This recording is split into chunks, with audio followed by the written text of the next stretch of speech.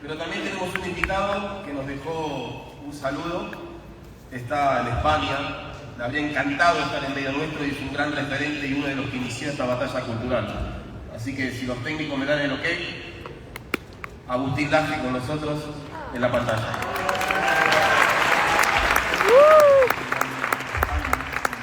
Poder estar el día de hoy acompañándolos de manera presencial en este momento tan gratificante y tan importante para todos nosotros, pero por razones obvias no va a ser posible. Sin embargo, quería al menos saludarlos de manera virtual a través de este video.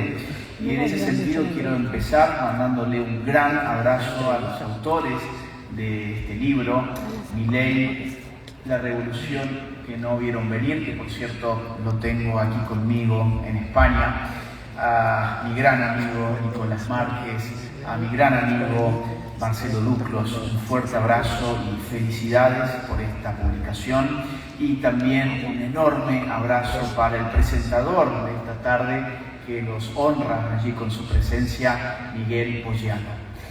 Pensar que hace apenas 2 años estábamos ahí mismo con Nicolás y con Javier presentando en ese mismo salón otro libro. Me estoy refiriendo a La batalla cultural, de mi autoría, que se publicó precisamente en el año 2022 y que pudimos compartir los tres en aquella oportunidad el escenario. Recuerdo que por entonces Nicolás dijo unas palabras que en ese momento para muchas personas sonaban exageradas, pero fueron premonitorias. Dijo algo así como que él podía decir que anteriormente había presentado libros frente a expresidentes, pero que esa era la primera vez en que estaba presentando un libro frente a un futuro presidente. El público aplaudió, las banderas libertarias flamearon en Buenos Aires, hubo un clima de algarabía ciertamente y de furor, pero creo que más de uno debe haber creído que esto era simplemente una exageración para arrancar un aplauso encendido. Bueno, la realidad es que Nicolás no se equivocó. Estaba hace 2 años dando una conferencia presentando un libro titulado La batalla cultural, en aquella ocasión, frente a un futuro presidente. Y hoy está presentando junto a Marcelo Duclos su flamante libro titulado Milei, la revolución que no vieron venir.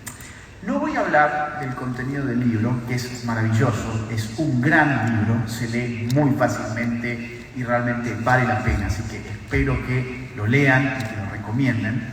Pero no voy a hablar sobre el contenido del libro porque para eso están los autores con todos ustedes. Voy a hablar de manera muy breve, en todo caso, sobre mi prólogo. Los autores me han honrado no solamente invitándome a dar estas palabras de apertura, sino también a dar las palabras de apertura del libro en forma de un prólogo que he titulado Javier Milei y la batalla cultural. Muy sintéticamente, ¿qué es la batalla cultural? Yo diría la batalla cultural es al mismo tiempo un mito político y una teoría política. Como mito político es una noción que nos sirve para situarnos en un contexto de acción. ¿Qué estoy haciendo? ¿Qué estoy haciendo para cambiar las cosas? ¿Estoy dando batalla cultural? Puedo hoy responderme. ¿Estoy haciendo batalla cultural en las redes? Estoy haciendo batalla cultural entre mis amigos, estoy haciendo batalla cultural en la iglesia, estoy haciendo batalla cultural en mi familia, en el trabajo, en la escuela, en los medios, en la universidad, etc. Batalla cultural como mito político es sin lugar a dudas una noción que nos activa, nos pone en guardia y nos hace avanzar una serie de ideas que para nosotros son importantes. Pero batalla cultural no es simplemente un mito político, es también una teoría política cuyo origen no hay tanto que buscarla en las derechas, por lo menos no de manera reciente, sino sobre todo en las izquierdas. Sabemos muy bien que la batalla cultural como idea, como noción incluso es deudora del filósofo neomarxista italiano Antonio Gramsci. La cultura, en un contexto de batalla cultural, se supone como una dimensión que, lejos de ser una cuestión meramente ociosa, constituye un campo de disputas políticas. La cultura define los marcos interpretativos con los que abordamos la realidad y vivimos en ella. En este sentido, quien define esos marcos culturales define, a su vez, el modo de vida de una sociedad. Por eso la cultura es poder, y una teoría de batalla cultural reconoce en la cultura poder político. La batalla cultural, en este sentido, es una confrontación activa, consciente, deliberada, cuyo propósito es tratar de influir en la definición de los marcos culturales de una sociedad. El triunfo electoral de Javier Milei es inseparable de estos esfuerzos, hasta tal punto que el periodismo mainstream no se le cae de la boca últimamente el término batalla cultural. Por supuesto, lo banalizan, en general no tienen ninguna profundidad teórica, pero lo esbozan como mito político más que como teoría política. La batalla cultural es una lógica de acción política que repara en el poder de la cultura, al menos en dos sentidos distintos pero interrelacionados. Por un lado, advertimos la batalla cultural como el abordaje de un conjunto de medios e instituciones que nos permiten amplificar un mensaje.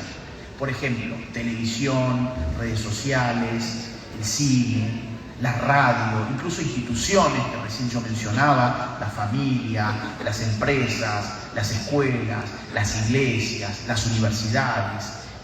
Concebimos esos espacios como estrictamente culturales y entendemos que podemos desplegar en ellos una serie de discursos que vayan modificando esos marcos interpretativos con los cuales las personas abordan la realidad y viven en la realidad.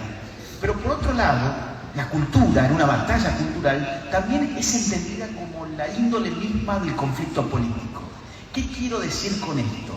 Que la cultura también remite a tópicos en especial, no solamente a los medios, no solamente a las instituciones, también a los tópicos en sí mismos. Hay una serie de tópicos que pasan a ser tópicos políticos. Por ejemplo, la historia cuando se manipula políticamente, los símbolos, o por ejemplo, el sexo, la identidad, la estética, la moral. Javier Milei ha comprendido la batalla cultural en un sentido integral porque la ha comprendido en términos de estas dos dimensiones de lo cultural. Por un lado, por supuesto, la cultura como medios ha significado en la práctica de Milei insertarse activamente en medios de comunicación, en conferencias, producción de libros, incluso en el teatro, manejo de redes sociales. Al día de hoy, con excepción de TikTok, Javier Milei maneja todas sus redes sociales. Javier Milei ha estado dando debates públicos, ha estado en todos los foros habidos y por haber, siempre presente, dando lo que él mismo comprende como una batalla cultural. Pero además, Javier Milei ha comprendido la batalla cultural en términos de los tópicos culturales y no solo de los tópicos meramente económicos, lo cual es algo muy interesante en el caso de un economista, porque los economistas suelen pensar en batalla cultural quedándose cortos, pensando que toda la batalla que hay que dar en términos culturales en verdad son batallas económicas. Explicar la inflación, explicar una serie de cuestiones macroeconómicas que son ciertamente muy importantes, pero es un poco reductivista limitar a eso lo que llamamos batalla cultural. Este no ha sido el caso ciertamente de Javier Milei, donde ha abrazado y se ha inmiscuido en una serie de tópicos estrictamente culturales. Por ejemplo, la causa provida. Javier Milei ha sido un enorme defensor de la vida en todas las etapas del ser humano, incluso mucho antes de haberse convertido en político, incluso mucho antes de su primera candidatura como diputado nacional. Javier Milei ya defendía la vida del no nacido cuando el lobby abortista y globalista impulsó aquella ley nefasta de aborto por primera vez en el año 2018. Javier Milei se opuso a la ideología de género. No olvidemos que, por ejemplo, desterró el mal llamado lenguaje inclusivo, que cerró el Ministerio de Género, Diversidades y las Mujeres, o como se haya llamado aquel ministerio que no sirvió absolutamente para nada. Javier Milei se metió contra el mito feminista de la brecha salarial. Javier Milei se opuso a la Agenda 2030 en los debates presidenciales. Fue incluso recientemente al foro de Davos a enfrentarse a los ultra ricos del globalismo y defender los valores de la libertad en su casa. Javier Milei incluso se metió en el terreno histórico, derribando el mito de los 30.000 desaparecidos y hablando de algo de lo que no se podía hablar, o sea, las víctimas del subversivo. Respecto de la historia del siglo XIX, Javier Milei reivindicó a dos figuras, a dos próceres que habían sido ninguneados y mancillados por el revisionismo de izquierdas. Me refiero a Alberdi y a Roca. Javier Milei además reventó, por ejemplo, el mito de la justicia social y el mito del Estado presente como signo de progreso. Milei enseñó que el impuesto es un robo, es un acto de violencia. Más aún, enseñó que el Estado tiene una naturaleza esencialmente violenta. Milei enseñó que la inflación es un fenómeno monetario y ya sobre estos temas no hay prácticamente discusión. No hay prácticamente discusión, salvo obviamente por minorías ruidosas que no quieren perder sus privilegios. Miren, no quiero quitar mucho más tiempo de la presentación de los otros ponentes, solamente cierro con una anécdota. El otro día tuve la suerte de compartir un rato con Javier y poder conversar con él, y dijo algo que me impactó y que tiene que ver con lo que estoy hablando. Me dijo lo siguiente: hay que seguir dando batalla cultural. Apenas ganamos un set, no nos podemos dormir en los laureles, apenas llevamos un set, esto no se terminó. Hay que, mucho más que antes, ir hacia adelante con batalla cultural. Entonces, yo espero que este libro, y estoy seguro que va a ser así, sirva para que sigamos animados en el rumbo de la batalla cultural para hacer de la Argentina un país grande otra vez. Gracias a todos ustedes y gracias a los autores de los libros por haberme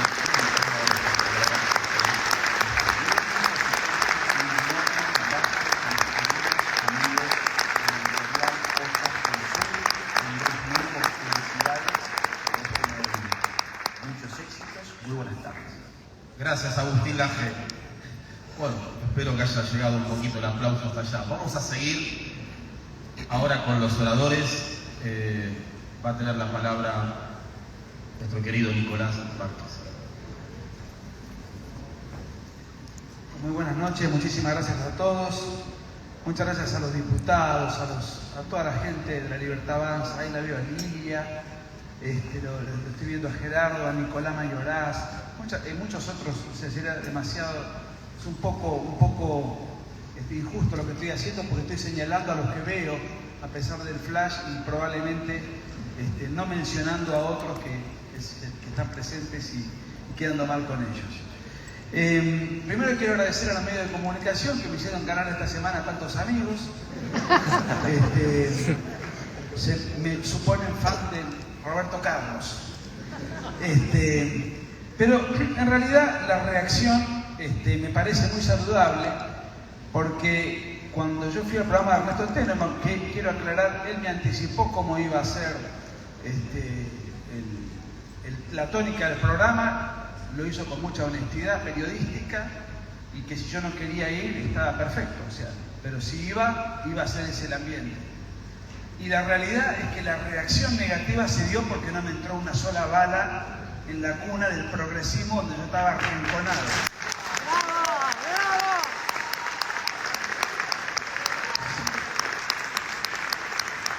Si me hubiesen ridiculizado, puesto en evidencia, hecho dudar, estar embarullado, conflictuado, nervioso, si hubiesen logrado eso, yo hubiese sido luego un meme, no un símbolo de indignación.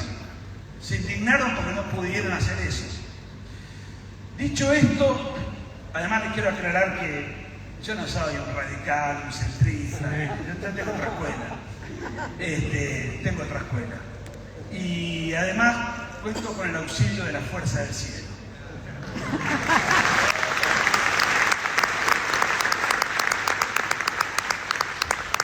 Quiero agradecer a Patricia Soprano, que siempre está. Vino un concejal de Mar del Plata, muy amigo mío, Cristian Beneito, que que vino en representación del intendente de Mar del Plata, Montenegro. Muchas gracias por semejante viaje. Sé que vino gente de Córdoba y de Santa Fe. Hay dos personalidades que quiero destacar muchísimo. Por un lado, el tremendo aporte en la batalla cultural que en la historia ha dado Juan Bautista Llosa.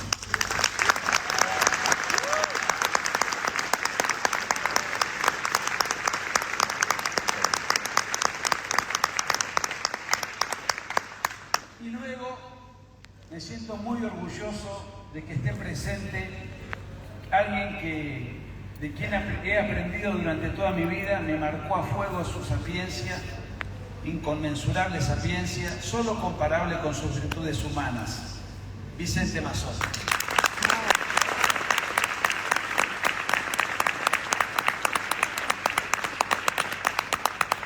Vamos rápido al libro porque el tiempo nos apremia. La realidad es que el año pasado con Marcelo estuvimos en contacto constante, viviendo y sufriendo y apostando por lo que era considerado, era subestimado por el Círculo Rojo. Y cuando finalmente se logra semejante epopeya, es Marcelo quien propone la idea de hacer este libro, que creo, si mal no recuerdo, tardé algunos días en asimilar. Y una vez que me sentí convencido de la idea de Marcelo, lo hablé con... No la vio al principio. Es cierto, no la vio. La idea es una cosa. La única persona que días antes, yo estaba haciendo una suerte de encuesta personal. Bueno, ¿cuánto saca Javier? Y Marcelo me dijo 28. Y yo digo, no sé qué, lo habré agarrado después de cenar. Pensé 32 y me dio pudor, dije 28. Es cierto. No había encuesta alguna que diera algo similar. Y quiero detenerme en lo siguiente. ¿Por qué hacer un libro cuando alguien tiene apenas 4 meses de gestión incierta, de resultado incierto? Quiero aclarar que en el libro está expuesto, sobre todo, eso lo cuenta Marcelo en la parte que el libro tiene 2 partes, la primera es la que me compete y la segunda, a la mitad del libro, la escribe Marcelo. Nosotros estamos convencidos de que si las ideas que él propone las puede llevar a cabo, la Argentina se va para arriba. Que las pueda llevar a cabo no va a depender de un montón de avatares políticos que no estamos en condiciones de adivinar. Ahora bien, el libro habla de una revolución. Suena pretencioso que un gobierno que todavía no pudo aprobar una ley sea sindicado como revolucionario. Yo interpreto la revolución desde otra perspectiva. Esto no es un cambio de gobierno. Un cambio de gobierno es un trámite administrativo. Un presidente dura 4 años, dura 8, según el caso, viene otro, se hace la ceremonia y listo. Y hay una nueva conducción. Este es un cambio de época. Y en eso radica la revolución. ¿En qué sentido? Que alguien diga, que alguien se oponga a las leyes laborales que nos costaron conseguir las conquistas, se oponga a la justicia social, alguien que se oponga a la distribución del ingreso y a todas las cosas que señaló Agustín, con esa vehemencia, que milite en política solo 3 años, en 3 años llega presidente, con una diputada, una fiscalización deficiente, sin experiencia política, luchar sin un concejal de pueblo que le diera alguna vitamina, luchando contra los pornográficos aparatos que se habían repartido el poder estatal, y acá en Argentina en el Estado y el partido son más o menos la misma cosa, con influencers muy jóvenes que están citados en el libro que hicieron una gran tarea, le haya podido ganar a esas estructuras ya y encima con una campaña de satanización nunca antes vista, y revirtiendo algo que sociológicamente siempre se dio. Si vamos a la historia relativamente reciente, es decir, del 83 para acá, ideas más o menos similares a las de Javier, eran solo bien vistas en ambientes exclusivos, en clases altas, tenían sus diputados, tenían sus votos, pero siempre era un partido minoritario oriundo de un ambiente de determinada condición elevada. Javier Milei cosechó todos los votos en los ambientes más vulnerables. O sea que esta revolución además es idiosincrática, con un agravante.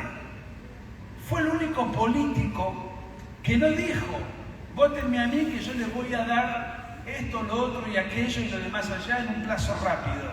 Le dijo: para dejar de sufrir hay que seguir sufriendo, incluso peor de lo que estamos sufriendo. Y al final del túnel habrá un camino. Entonces, ¿en qué consiste el cambio de época? La gente votó para estar peor, pero con la esperanza de que con ello luego va a tener una nueva Argentina. Esto no se dio nunca. Recuérdenlo a Alfonsín, ese léxico discursivo que decía: de la noche a la mañana se abren las fábricas. O sea, una cosa casi voluntarista, inmediata. El propio Menem: llego al poder y doy el salariazo, la revolución productiva. No estoy haciendo una crítica a los gobiernos. Digo, ese era el discurso de campaña y siguió siendo hasta ahora.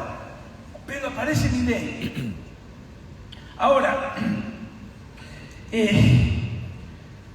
¿por qué es Milei y no otro? Bueno, como siempre dice Vicente Mazot, los asuntos políticos no son monocausales, sino multicausales. Pero yo encontré una explicación, hay muchas otras, que a mí fue la que me pareció la más gravitante. Y se la escuché, y la transcribo, se la escuché en un reportaje que le hacen un periodista de izquierda que no tiene ninguna simpatía por Milei, pero explicaba el fenómeno de Milei antes de que Milei gane las PASO. ¿Por qué Milei? Y dice: miren, le decía, era el periodista, Gabriel Levinas, le decía: si yo escucho, todavía no se habían suscitado las PASO, a Larreta, escucho a alguien coacheado, ensayado, con un discurso prefabricado, que dice lo que cree que le conviene, o dice lo que le dijeron que diga. Escucho a Miriam Bregman y es más o menos lo mismo. Escucho a Burrich en su momento y era lo mismo. Massa era lo mismo. Y así sucesivamente. Y lo que dice Milei, decía Levinas, aunque yo no conocía nada, lo que él dice, cómo lo dice, su actitud corporal y su manera de gesticular, es coincidente. No es alguien que está ensayando. Y la gente, sobre todo más pobre, ha agudizado el aspecto emocional. ¿Y qué ven Milei? Este tipo no me está mintiendo. Este no me quiere estafar. Lo voy a votar. Después, obviamente, mucha gente lo habrá votado por las ideas. Pero muchos lo votaron porque lo consideraron el más transparente, el más creíble, y se hartaron del político profesional, que eran todos más o menos estandarizados, más o menos por los mismos focus group. Hay una característica de un pasaje que les voy a leer muy brevemente, de que para mí pinta de cuerpo entero la personalidad de Milei. En un reportaje un año atrás de ser presidente, Milei dice que si fuese presidente bajaría 5 puntos el PBI en un ajuste. Y agrega: lo que yo propongo hacer si llego a ser presidente es hacer todos los ajustes que tenés que hacer. Y si te tenés que bancar la recensión, te la bancás. Y si te tenés que bancar que todo el día te digan de todo, te lo bancás. El mejor ejemplo de la historia es Carlos Pellegrini. Él asume en medio de una crisis furiosa y ¿qué hace? Hace todos los ajustes y paga todos los costos políticos. Cuando termina su presidencia, va a salir por el Congreso, vivía a 2 cuadras del Congreso, le dicen: no camine, presidente, por la puerta principal porque hay mucha gente enojada con usted. Y él dice: no, yo hice lo que tenía que hacer. ¿Y qué hace? Se abrocha el frac, calza la galera, toma el bastón, sale por la escalera, yo palabras textuales de Javier un año atrás, y camina a las 2 cuadras y le dicen de todo, enfatiza. ¿Cómo lo recuerda la historia? Como el piloto de tormentas. Y eso es lo que vengo a proponer. Yo vengo a hacer lo que hay que hacer. Vengo a cumplir la labor de Pellegrini en el siglo XXI. A mí lo que me impactó es lo siguiente. El político tradicional, que podría ser el político casta, su máxima aspiración es llegar a presidente. Ahí ya se galardonó, hace toda la carrera hasta que llega a presidente. Para Milei, probablemente como todos tenemos una cuota de validad, su máxima aspiración no es ser presidente. Es un instrumento para cambiar la Argentina. No la puede cambiar si no es presidente. Entonces todavía no logró su máxima aspiración. Recién la está iniciando, está en una instancia expectante.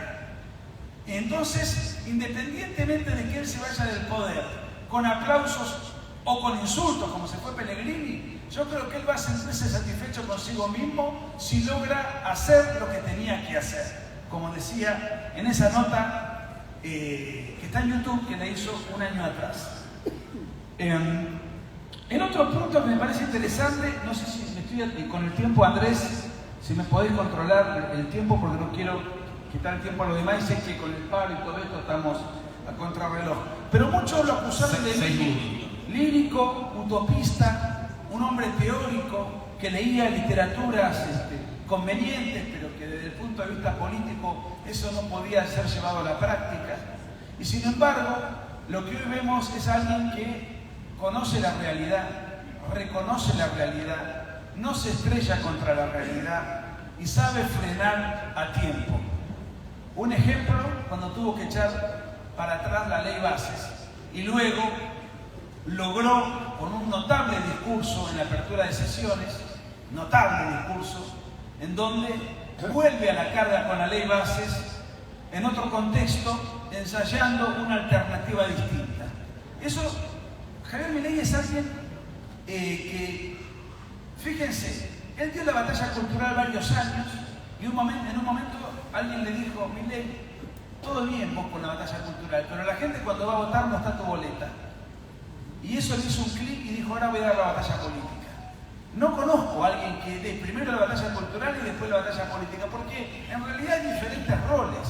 El que está preparado para una cosa no necesariamente sirve para la otra. Y sin embargo él ha hecho las dos cosas, llegó a presidente y llegando a presidente ha demostrado no ser un utopista. Ha demostrado tener un profundo sentido de la realidad, a pesar de que tiene una musculatura política objetivamente débil y que era algo observable y que sabíamos. Por eso me parece un mérito adicional.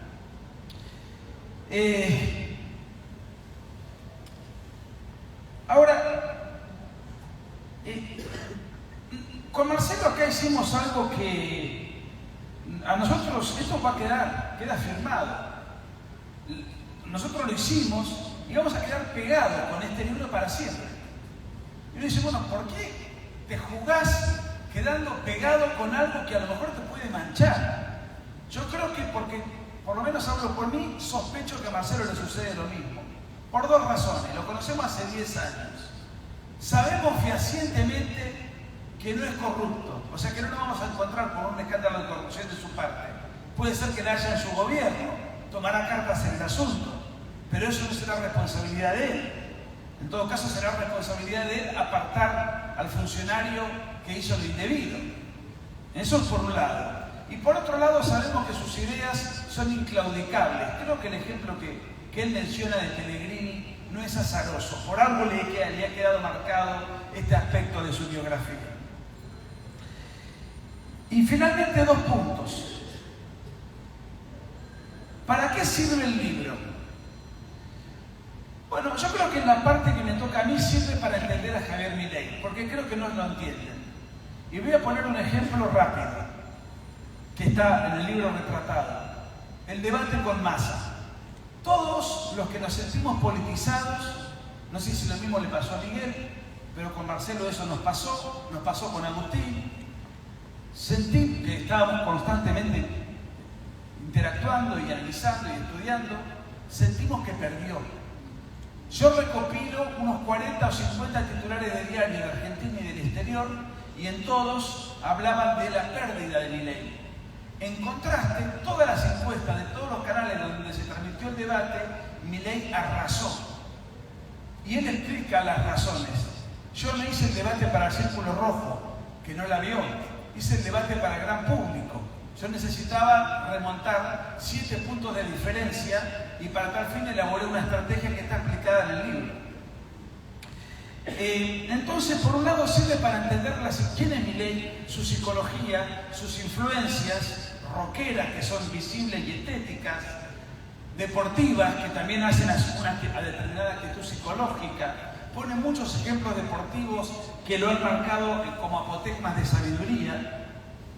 Y la parte de Marcelo sirve para entender qué es lo que ha leído Javier, en qué lo ha marcado y a partir de eso, cómo pretende llevar esas ideas a la práctica en la medida de las posibilidades y limitaciones de la política práctica. Es decir, por un lado entender la persona de Javier Milei, que no es un político que debe ser estudiado con los cánones tradicionales, ha roto con todos los manuales politológicos, con todos los genios del marketing político, etcétera, etcétera, etcétera. Y además, con una ideología tremendamente disruptiva que muchos no pueden captar exactamente de qué se trata y se les complica incluso defenderlas en televisión o en los debates. Entonces, desde ese punto de vista, la segunda parte del libro creo que cumple una clave central porque está escrito en un lenguaje súper ágil de entendimiento masivo, no para economistas que suelen hablar con un lenguaje técnico o intrincado, sino de lenguaje muy popular, apelando al sentido común y teniendo como título la famosa frase de Milei y después el desarrollo de a qué se refiere Milei cada vez que esboza estas palabras. ¿Estamos, no? Entonces termino con una frase dentro de la cual quiero invitarlos a todos a que lean el libro y de esa manera se sientan más convencidos y puedan persuadir a los amigos, a los círculos que uno frecuenta, porque va a haber que aguantar. Y para aguantar hay que tener convicción. Y para tener convicción hay que tener argumentos. Aguantar, ¿qué significa? Una crisis de proporciones. Que ese es uno de los capitales políticos que tiene Milei. Que no se le caiga el consenso. Para que no se le caiga el consenso hay que tener millones de personas convencidas. Para tener millones de personas convencidas tenemos que convencer. Y para convencer tenemos que saber con qué tenemos que convencer, con qué herramientas. Entonces, en este sentido, hay una frase de Escrivá de Balaguer con la que cierro, que me gusta muchísimo y que me parece que Javier tiene mucho que ver con eso. Si un hombre transige en cuestiones de honra, moral y fe, es un hombre sin honra, sin moral y sin fe. Muchas gracias.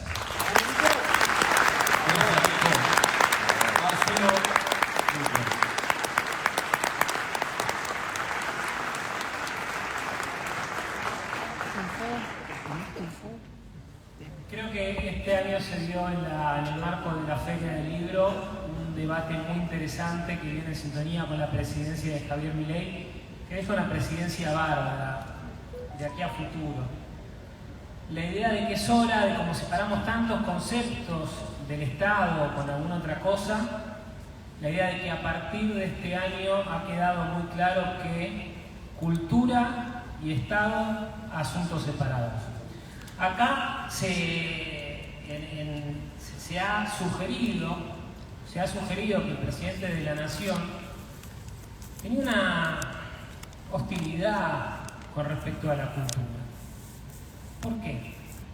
Porque decidió no utilizar dinero de los contribuyentes para financiar un stand. Yo creo que si el presidente lo hubiera hecho, la explicación se la tendría que haber dado a los votantes que no lo votamos realmente para eso, ¿no? Y entre los tantos temas que desarrollo en esta segunda parte está la idea de aclarar todas estas cuestiones, porque se dicen cosas, se tiran cosas que no tienen el más mínimo destino. La cultura es un fenómeno espontáneo, es un fenómeno privado de la sociedad civil, que tiene que ser incluso contestataria. No hay nada más bochornoso que el artista oficial que dice o que no molesta al mandamás de turno. Entonces, como fue este punto que nos brinda como liberales poder contestar por primera vez, me parece que hay que andar en muchísimos aspectos que antes no teníamos la posibilidad de hacer. El liberalismo, antes de Milei, algunas caras que veo de aquí, estábamos en esa militancia, afortunadamente muchísimas caras nuevas que no, nada de todo esto hubiera sido posible en ese contexto. Las ideas que manejaba Javier Milei las manejábamos un grupo que literalmente nos conocíamos todos. O sea, no había, esto no es una exageración, o sea, no había en el territorio de la Argentina, por ejemplo, algún lector de La Acción Humana de von Mises que no sepamos quién es y en qué provincia estaba. Esto era así, literalmente, un liberalismo absolutamente intrascendente, donde hay que reconocer que nos sentíamos también un poco cómodos con esto. El grupo es Javier Milei. Y lo cierto que los que venimos de esa época tenemos que recordar que fue resistido, no le fue fácil esa cuestión, porque por ahí recordamos que Javier Milei empieza debatiendo en televisión con los kirchneristas, con la izquierda. Antes de todo eso, le costó posicionarse en un ambiente que tomó como hostil la presencia de un nuevo vocero de las ideas que en muy poco tiempo estaba siendo mucho más trascendente que todos nosotros. Entonces los que por ahí estábamos más o menos en el llano nos entusiasmábamos. Estaba en televisión, hablaba de escuela austríaca, pero por ahí las cabecillas, algunas de ellas de ese liberalismo pequeño e intrascendente, no lo tomaron. Así que esta fue, creo, la primera lucha que Javier Milei gana para llevar a las ideas de, como digo, un espacio pequeño e intrascendente que hoy es la hoja de ruta de las reformas de la República Argentina. Para los liberales que venimos de entonces, eso es una cosa inimaginable. O sea, yo no le puedo explicar con palabras, porque lo que pensábamos hace 10, 20 años era, imaginemos el día que podamos llegar a tener un partido con 2 o 3 diputados que puedan llegar a dar el debate. Esto es absolutamente inimaginable, y aún así, como le ha pasado a Messi aquí en Argentina, aún así ese liberalismo lo miraba con desconfianza y lo boicoteaba. Es una cosa increíble, ¿no? Lo que uno viene llevando para atrás. Pero bueno, había mucha gente que no hizo, y quiero reconocer alguna de esas personas de esa primera instancia. Me acuerdo mucho cuando, por ejemplo, los que estábamos con una idea poco clara, de por ahí uno se acerca a las ideas y dice que el socialismo por ahí funciona en la teoría, pero no en la práctica, etc. Me acuerdo lo que fue mi contacto con la escuela austríaca, en una escuelita, en un curso, cuando Agustín Echevarne, lógicamente ad honorem, como muchos de los que tanto se invirtieron en esto, explicó: levante la mano quien piensa que el socialismo es bueno en la teoría, pero no funciona en la práctica. Y más o menos la mayoría levantamos la mano, y él simplemente explica que el problema del socialismo no está en la práctica, sino en la teoría. Porque cuando los socialistas pretenden terminar con la propiedad privada, sin saberlo, sin buscarlo, sin discutirlo, terminan con el sistema de precios. Y al no haber sistema de precios, no hay asignación de recursos. Y si no hay asignación de esos recursos eficientes, no hay planificación centralizada. Entonces el socialismo fracasa desde la teoría y por eso llega fallado a la práctica. Entonces me quedo así y salgo a buscar la acción humana de von Mises. No lo encontraba, pero por ningún lado. Era imposible. Eran todas en contra. Me acuerdo de la fortuna que pagué por ese libro. Bueno, y otro de los que quiero recordar en esa etapa, que pasó una muy fea, que quiero que le demos un muy fuerte aplauso al profesor Martín Krause, que en la campaña se le hizo algo vergonzoso. Seguramente Martín es uno de los mejores de nosotros, una de las personas que invirtió, que se asomó un poquito y vino la picadora de carne con una estupidez a castigarlo. Y bueno, esa es la corporación, esa es la casta que ataca. Entonces quiero reconocer a los diputados, a los que están ahí. Pienso que el expresidente dijo hace poquito que los que puedan llegar a votar, cuánto nerviosismo que hay con el tema del voto, están muy nerviosos. Me parece un lindo indicio. Dijo que los senadores que lleguen a votar por la ley base serán expuestos a causas judiciales, etc. Un compañero de él que escribió un libro en el año 1985 dijo: está diciendo burradas el tema. Los diputados que ya votaron esto y los senadores que lo voten, lo único que les espera es su letra en oro en la historia de la Argentina. Y han devuelto a la Cámara de Diputados la honorabilidad que dice en mi nombre. Lógicamente, la transición de donde el gobierno intenta ir de la tierra arrasada que ha heredado y hacia donde va, muchas veces se dice: el presidente dijo en campaña que el ajuste era para la casta, pero lo estamos pagando todos. Acá me parece que hay una cuestión importante como para llamar la atención, porque lo cierto es que el ajuste fue sobre la casta. Hoy por hoy, gobernadores e intendentes no cuentan con recursos discrecionales para hacer recitales, o si lo hacen van a tener que dejar de hacer otras cosas. Los medios de comunicación no cuentan con recursos para pauta oficial. La gente que trabajaba en medios públicos va a tener que salir a someterse al mercado como el resto de nosotros que lo hacemos allí. Entonces es muy complicada esta transición. Mucha gente dice: el ajuste está cayendo también en los trabajadores, en los jubilados. Esto no es cierto. Sí la estamos pasando mal. Sí la estamos pasando mal, pero la estamos pasando mal porque se han limpiado las variables económicas que nos han mostrado cómo estamos. Se ha quitado el velo de la situación que nos dejaron. Lógicamente, esto no es sencillo porque, por ejemplo, el DNU entra en vigencia, se termina con la estupidez de la ley de alquileres y aparecen de la noche a la mañana, como todos imaginábamos, los departamentos en alquiler. Ahora, lógicamente, es válido decir que mucha gente no está ni siquiera en condiciones de pagar un alquiler. Y eso es una realidad. Y la política sí tiene que dar una explicación. Pero ¿quiénes son los que tienen que dar la explicación para revertir esta situación? Los senadores que están por votar. Ahora, dentro de muy poquito, si Argentina va a decidir irse por el camino de la inversión, del crecimiento económico, del desarrollo, o si van a seguir apostando por la cuestión de que mientras peor, mejor, para boicotear. Acá no hay ningún presidente que se vaya a ir en helicóptero, y al que está acá, los que nos conocemos, les puedo asegurar que muertos lo van a tener que sacar de ahí. Hay muchas cosas que ya se están hablando como milagrosas, etc. Lo cierto es que Javier Milei no descubrió absolutamente nada. Todos dicen: uy, baja la inflación, uy, el peso se convirtió en una de las monedas de mayor rendición. ¿Y qué iba a pasar? Hizo el ajuste, dejó de imprimir billetes para financiar el déficit y se cortó la inflación. Es lógico. Bueno, ¿qué creen que va a pasar cuando la ley base se entre en vigencia y sea más fácil, por ejemplo, contratar a alguien? Y va a subir el empleo. ¿Y qué va a pasar cuando se planee la inversión del capital en la economía argentina, como muchas personas en el mundo están mostrando que tienen ganas de hacer? Y se va a capitalizar la economía y van a subir los salarios. Por eso mismo la casta está nerviosa.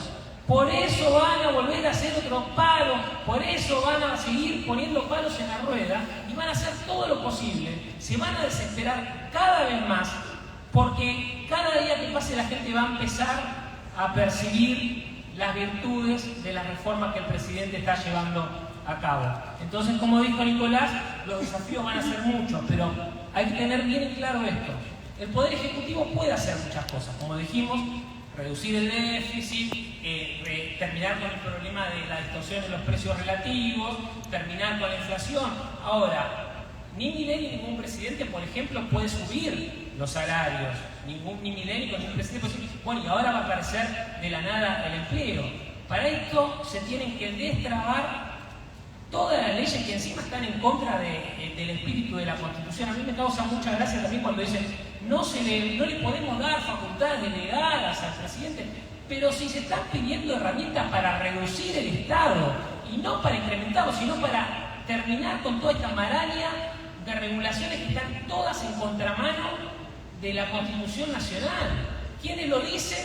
Los que le dieron las facultades delegadas a un Poder Ejecutivo que se guardaba la prerrogativa para reasignar el presupuesto por intenciones políticas. Entonces, todas estas cosas tienen respuesta. Y ellos no tienen nada para argumentar. Por eso, de este lado hay que sumar los argumentos, hay que ponerse a estudiar, hay que ponerse a leer, porque cuando uno se mete un poquito, ya está en condiciones de arrinconarlos, de arrinconarlos. Entonces, soy muy optimista con lo que viene, creo que ni siquiera nos imaginamos con lo que puede llegar a ser Argentina. Yo no pienso en Argentina como un país que salga de la crisis, yo pienso en Argentina como el mejor país del mundo, porque se habla mucho de la cuestión de los recursos naturales, ¿sí? Que la carne, que la soja, que todo. Hay una cosa que los analistas no suelen tener en cuenta. Somos sobrevivientes los argentinos. ¿Por qué cuando un argentino va a un bar en España se da cuenta que es el que mejor se mueve? Y porque el tipo, cuando tenía 18 años acá, tenía en la cabeza un máster en finanzas para ver cómo tenía que pagar la tarjeta de crédito. Acá un emprendedor tiene unas herramientas absolutamente inimaginables que no maneja el gerente de una empresa en Alemania, donde no tienen los problemas con la moneda, con el estado hostil y con todas las cuestiones. Así que Argentina sí tiene todo lo que ya conocemos, pero además tiene el mejor recurso humano del mundo. Argentina tiene un futuro hermoso. No sé les puedo asegurar lo que puede llegar a ser Argentina si hacemos las cosas bien. Así que a leer, a estudiar, a redoblar los argumentos, porque realmente por primera vez hay esperanza. Así que gracias a todos por venir.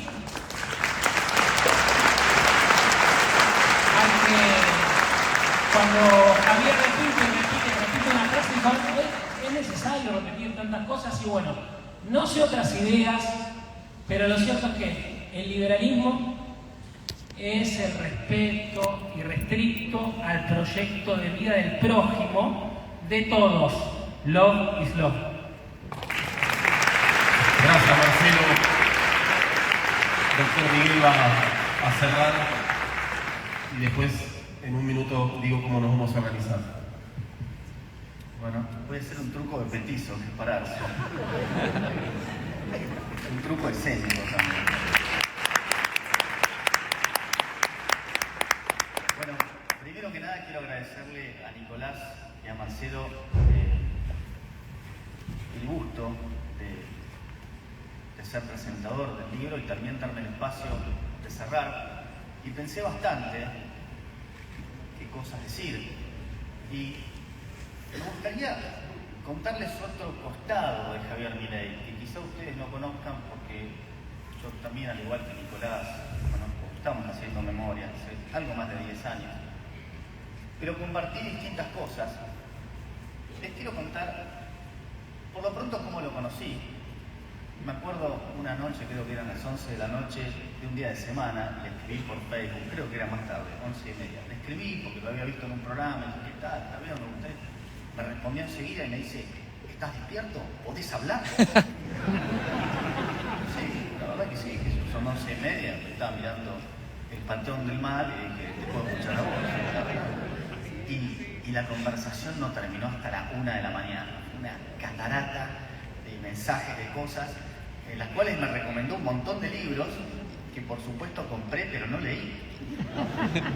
Porque uno cree que cuando compra un libro ya automáticamente incorpora ese conocimiento, pero no, lo deja ahí y dice, sí, pero más o menos igual, les pasará. Pero lo primero que vi con eso es que era una persona de gran generosidad, porque realmente él no me conocía y me estaba brindando un montón de cosas. Incluso me estaba presentando gente que honestamente no nos conocíamos, había sido solamente un contacto por redes sociales. La segunda anécdota que les quiero contar tiene que ver con un chat que no sé si escucharon hablar alguna vez, que creo que lo armó, bueno, ya no sé quién lo armó, creo que Diego Giacomini. Se llamaba The Morondanga Model. Y en ese chat estaba Javier Milei, estaba Diego Giacomini, José Luis Esper, estaba Guillermo Nielsen, Fausto Escotorno, Manuel Adorni, bueno, algunos más, y también estaba el Ramiro Castiñeira. Y en ese chat compartíamos un montón de cosas, quién iba a la tele, Agustina Echevarren también estaba, quién iba a la tele, a qué programa iba a ir, poníamos un tuit ahí y todos le daban retweet. Javier era muy generoso, José Luis también era siempre muy generoso, todos daban retweet. Y un día no me olvido, fue en febrero, no me puedo acordar el año, había algo típico que hacía Mauro Viale cuando te invitaba a la tele y eras alguien no conocido, que a mí por supuesto me lo había hecho, pero también se lo estaba haciendo a Javier porque por supuesto en ese momento tampoco era conocido. Y les digo que era un domingo, que hacía un calor animal. Y alguien dijo, ¿alguien quiere ir a Mauro Viale? No, ni loco, ¿para qué ir a Mauro Viale si después te deja ahí, no te hace ni hablar? Y Javier fue.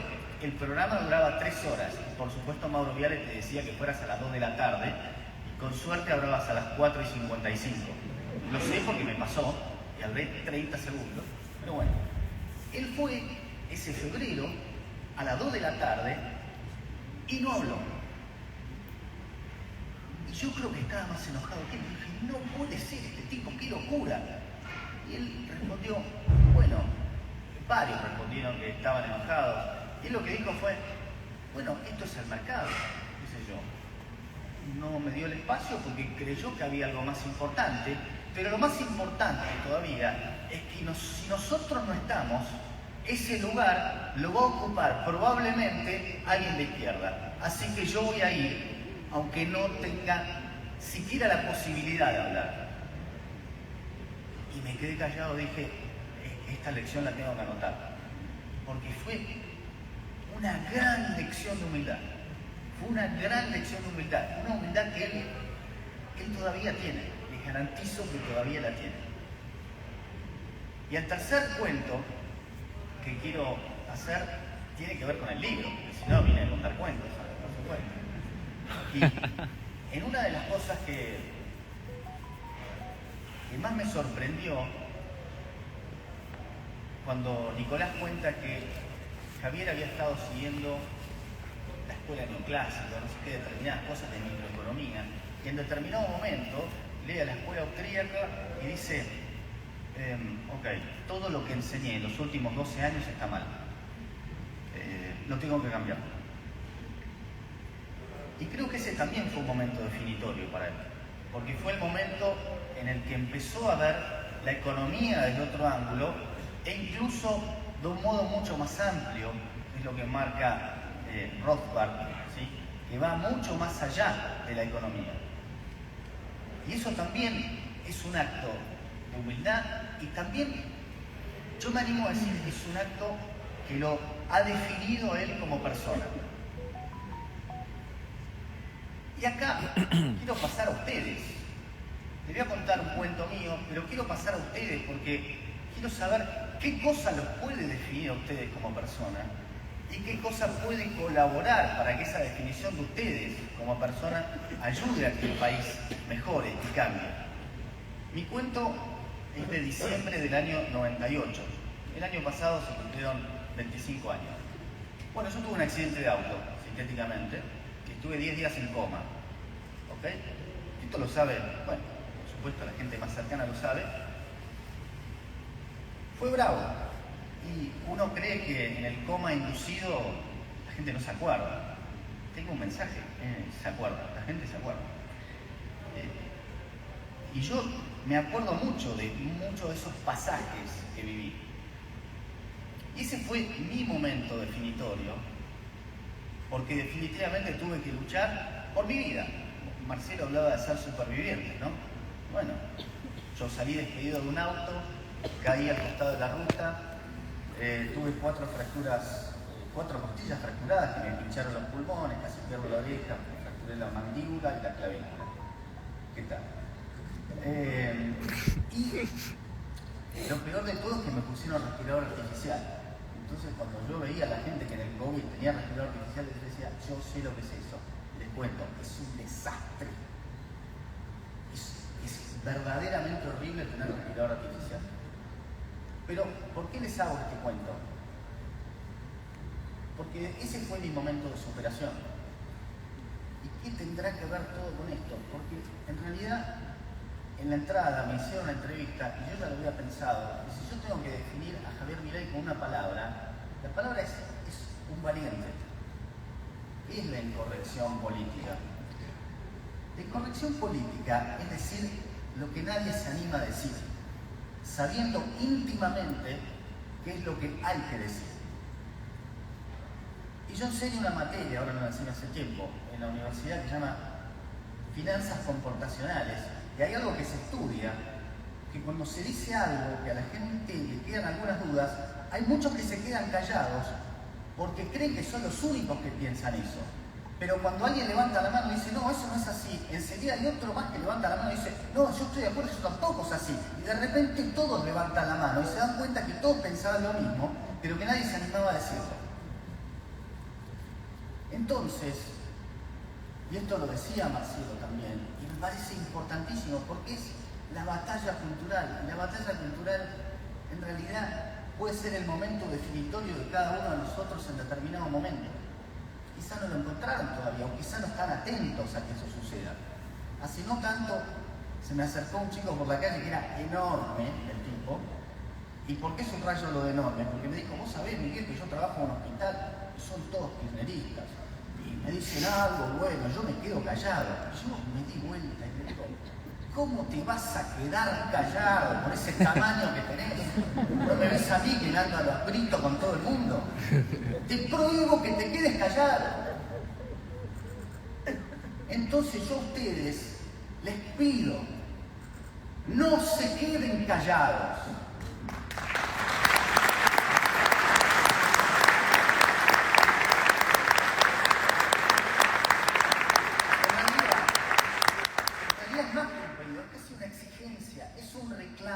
No podemos quedarnos callados. Porque créanme, cuando ustedes se quedan callados, le están dando el espacio al otro y probablemente haya otros que también están en la duda. Entonces, que les queme adentro y griten, no se queden callados, levanten la voz. Y sobre todo, y ante todo, está prohibido tener vergüenza. Porque total, después nos morimos todos. Tuve vergüenza, qué estupidez atómica. No existe tener vergüenza. Por supuesto, en algún momento todo el mundo tiene vergüenza. Mi hijo tiene 2 años y dijeron que ahí no tiene vergüenza. Ya está, viejo, crecimos. A no tener vergüenza. Por favor. Porque al final, la valentía es lo que nos puede definir. Y ese no tener vergüenza y poder encarar a la gente cuando uno está en desventaja numérica es lo que nos puede definir. Y por eso, naturalmente, quiero terminar con el pasaje de Macabeos 3:19, porque la victoria en la batalla no depende del número de soldados, sino de las fuerzas que vienen del cielo. ¡Viva Juan Márquez! ¡Viva Marcelo Duque! ¡Viva la libertad carajo! ¡Viva! ¡Viva! Gracias, Miguel. ¡Viva! Bueno, Marcelo y Nicolás se van a retirar por esa puerta de atrás. Yo les voy a decir cómo va a ser el circuito. Sí, ahí va a estar Samuel que nos va a indicar. Aprovechen.